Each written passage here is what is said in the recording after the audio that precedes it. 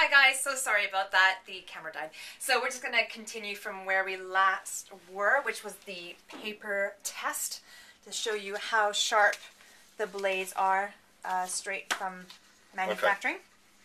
So from paper test is always a good test. It's a nice idea of how effective the blade is. If it sticks too much it won't cut through, and if it gives us nice indication, so just hold the paper there, cut in about 2 or 3 mil up from there, and a nice gradual cut across.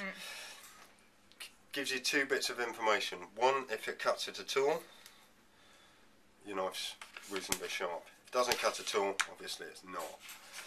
When you look at the blade edge, I'm not sure if you can see that, the cleaner that edge is, the better the knife is, knife edge is. Then your third test, if you look along the blade itself, sometimes you can see traces of paper that are left behind. So when you're coming to do the sharpening, that's something I'll come back to, as to isolating dinks and chips in the blade. Very nice blade. If it'll do the paper and then come back to the wood and give a nice, positive, difficult cut. Okay, there you see the wood so left now you there. Can see the example so you can right see there's there. a couple of chips that the wood's picked up. So we just clean them off, go back to the paper, and if the steel's good, you should be able to get the same result. So that was the Bemchmade. Lovely knife. I want one. Okay. Christmas is on its way, so I'm sure we can. Back to the SOG.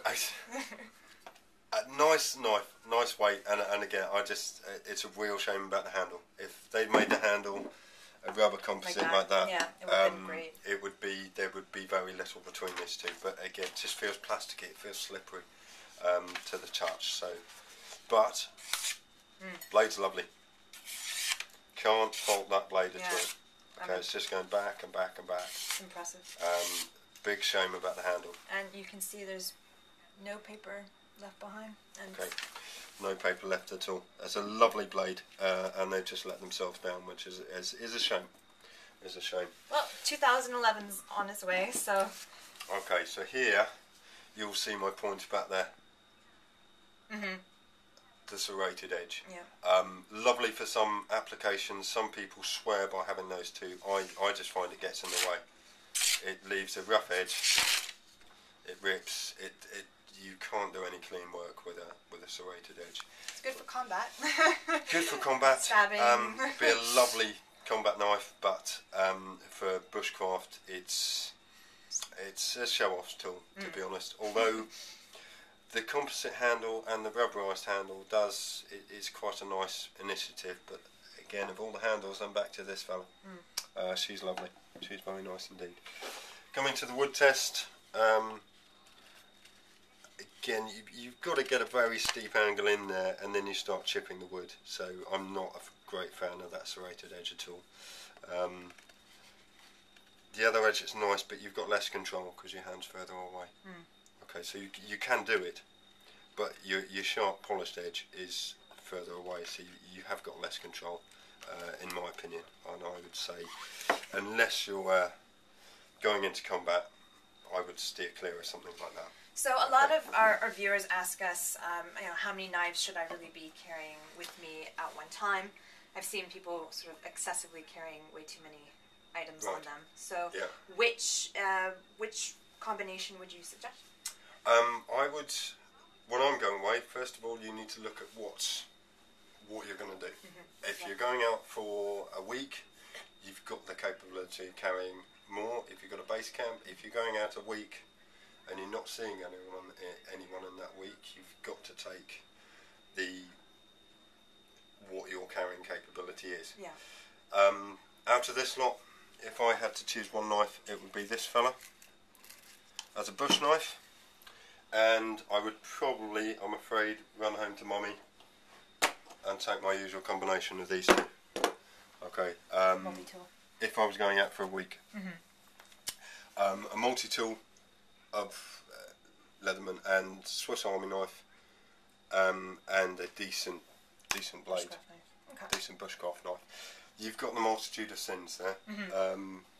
So I'll come back to a review on these two. But we'll do another video on that. The advantage of this is you have got capability of sharpening.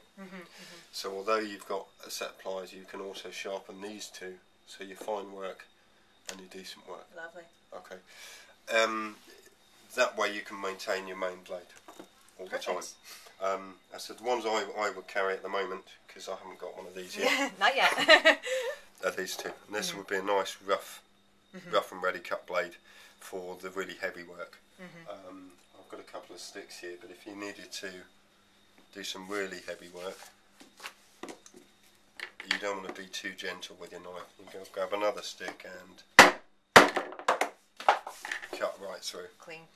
Okay, nice clean break straight the way through, and it gives you that ability to really hammer hammer the knife itself. And actually, if you look at it, I mean, despite the handle again, very similar. Very similar. You know? So. Having a nice clean, I mean, I'll stick with the mora at the moment, but having a nice clean blade that is very sharp that you can control would be your second knife for the close work. And then you can really get into some carving. So you wouldn't want to really hammer this blade. You look after this one. Exactly, and then you hammer your second, and then you've got your nice. I said if that would be my preference. Are those two, because this has all the Bemchmade and the mora.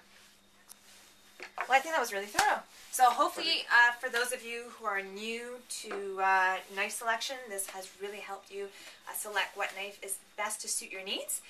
And you can just go on the tabs below this video, and there's going to be more information available to you. I'm going to provide another video with Dangerous Dave on the machete. You may have caught a glimpse of it. We're just going to talk about that, because a lot of you have been saying, you know, oh, these knives aren't tough enough for me, I want a machete.